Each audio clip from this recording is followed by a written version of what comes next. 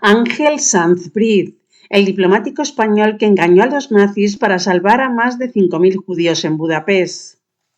Budapest, octubre de 1944. La ciudad se desangra bajo la doble ocupación nazi y la cruenta dictadura de la cruz flechada húngara. Las redadas y deportaciones de judíos a Auschwitz han alcanzado un ritmo frenético. En medio de este infierno, un diplomático español de apenas 33 años, alto, delgado y de impecable traje, recorre las calles con una carpeta llena de documentos. Su nombre es Ángel Sanz Briz. Con una mezcla de valor temerario, astucia legal y desobediencia sistemática a su gobierno, está a punto de orquestar una de las operaciones de rescate más audaces de la Segunda Guerra Mundial. Utilizando un decreto de 1924, un evento diplomático y papeles falsos logrará salvar la vida de más de 5.000 judíos húngaros. Mientras el mundo cerraba los ojos y las potencias aliadas priorizaban la victoria militar sobre el rescate de civiles, un diplomático de la España de Franco, teóricamente aliado del Eje, se convirtió en un faro de humanidad. Sin embargo, a diferencia de su homólogo sueco Raoul Wallenberg, su historia permaneció en la sombra durante décadas, silenciada por el régimen franquista que no supo cómo encajar la hazaña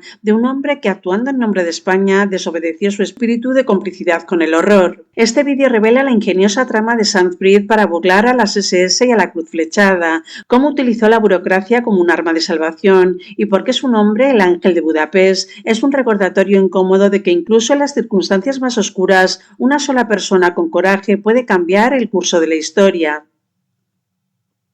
Ángel Sanz Briz nació en Zaragoza en 1910 en el seno de una familia de clase media. Ingresó en la escuela diplomática en 1933, justo antes de que la Guerra Civil Española paralizara el servicio exterior. Tras la contienda se incorporó a la carrera diplomática del nuevo régimen franquista. Su primer destino fue El Cairo y en 1942, con 32 años, fue asignado a la legación española en Budapest, inicialmente como encargado de negocios. Para 1944, Hungría, gobernada por el almirante Miklos Horthy, era el último refugio de una gran comunidad judía en Europa Central. Aunque sometidos a leyes antisemitas, más de 800.000 judíos seguían con vida. Pero en marzo de 1944, Hitler, desconfiando de Horthy, ordenó la ocupación alemana del país. La máquina de exterminio dirigida por Eichmann en persona se puso en marcha con una eficiencia aterradora. Entre mayo y julio de 1944, más de 430.000 judíos fueron deportados a Auschwitz-Birkenau. Cuando Sanz Briz asumió como ministro plenipotenciario en el verano de 1944, la situación era desesperada. La base legal que Sanz Briz utilizó para el rescate fue un decreto de 1924 del dictador Miguel Primo de Rivera que concedía la nacionalidad española a los sefardíes, es decir, judíos descendientes de los expulsados de España en 1492. El decreto había sido una herramienta de la política exterior española para extender su influencia. Con el tiempo había caído en el olvido. Sanz Briz rescató este decreto y lo interpretó de la forma más amplia posible. Aunque la mayoría de los judíos húngaros eran askenazis, argumentó que muchos de ellos podrían tener ancestros sefardíes. Ante la imposibilidad de demostrarlo en medio del caos, decidió actuar con una premisa simple: la duda beneficiaría al reo. Comenzó a expedir cartas de protección que identificaban a sus portadores como judíos sefardíes bajo la protección de España. Estas cartas los eximían de llevar la estrella amarilla y, en teoría, los protegía de la deportación. Las cartas de protección eran inútiles y sus portadores seguían en sus hogares, vulnerables a las redadas. Sanz Briz alquiló 8 edificios en Budapest, en la calle Badás y otros lugares, con fondos de legación. En sus puertas colocó carteles que decían: anejo a la legación de España, edificio extraterritorial. Estas casas se convirtieron en refugios donde hacinó a miles de personas, viviendo en condiciones precarias pero a salvo de la muerte segura. El gobierno húngaro, presionado por los nazis, le concedió inicialmente un cupo de solo 200 judíos, a los que podía proteger. Sanz Briz, con una astucia brillante, declaró que el decreto de 1924 no establecía un límite numérico. Para satisfacer la burocracia, anunció que su lista tenía numeración abierta. Emitió cartas de protección con el número 1 al 200 para la primera familia y así sucesivamente. De esta manera, unas 200 cartas protegieron a más de 5.000 personas.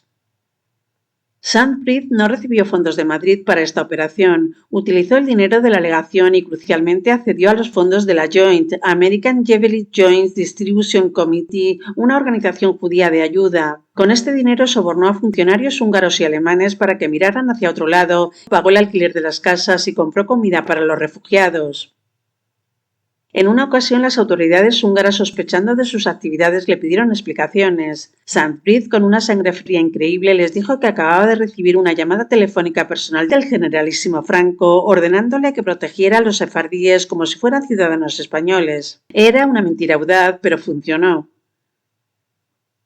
En noviembre de 1944, con el Ejército Rojo acercándose a Budapest, el gobierno español ordenó a toda la legación evacuar la ciudad y trasladarse a Suiza. Saint-Prith se negó inicialmente, pero la orden era perentoria. Su partida era una sentencia de muerte para todos los miles que protegía. Aquí entra en escena un personaje casi novelesco, Giorgio Perlasca, un italiano fascista que se había refugiado en la legación española. Cuando Saint-Prith se fue, Perlasca, por su cuenta y riesgo, se hizo pasar por el nuevo cónsul español. Falsificó documentos y durante 45 días mantuvo viva la farsa, protegiendo a los refugiados hasta la liberación de Budapest por los soviéticos. La operación de Saint-Prith había creado una estructura tan sólida que incluso sin él pudo salvar vidas. A su regreso a España, Saint-Prith no fue recibido como un héroe. El régimen de Franco, que había enviado a la División Azul a luchar con los nazis, no podía celebrar públicamente las acciones de un diplomático que había desafiado a Hitler. Su historia fue silenciada, un episodio incómodo que no encajaba en la narrativa oficial. Fueron los propios supervivientes, décadas después, quienes comenzaron a contar su historia. En 1966, el Memorial del Holocausto Yad Vashem en Israel reconoció a Saint-Prith como justo entre las naciones, la máxima distinción para un no judío que arriesgó su vida para salvar a judíos durante el Holocausto.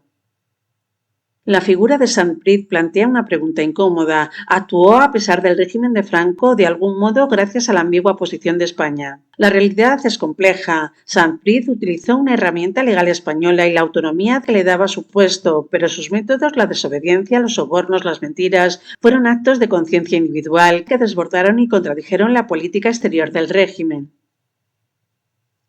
Saint-Prith murió en Roma en 1980, siendo embajador sin haber buscado nunca fama. Su legado es un poderoso antídoto contra la indiferencia. Demuestra que la burocracia no tiene por qué ser sinónimo de inhumanidad. Puede ser un instrumento de salvación. Que la diplomacia no es solo protocolo, sino también coraje. Y que en el momento decisivo la elección entre seguir órdenes o seguir la conciencia es la que define el valor de una vida.